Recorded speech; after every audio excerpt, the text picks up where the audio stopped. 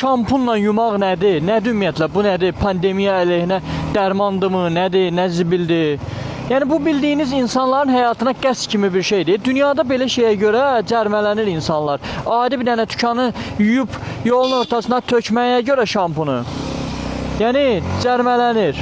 Belə şey görülməyib. Yolun ortasına bax. Şəhərin mərkəzi, yolun ortası it günündə köpüydü bütün.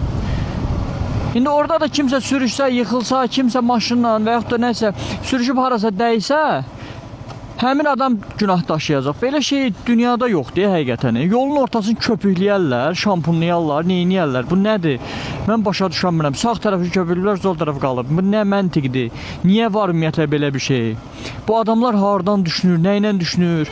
Yəni bunu eləyən icra hakimiyyətidirmi, yoxsa nə bilim, nədir, hansı qurumdursa birbaşa cərmələnməli, yoxsa cəzalandırılmalıdır. Yəni belə şey qəbul olunan bir şey deyil, yəni.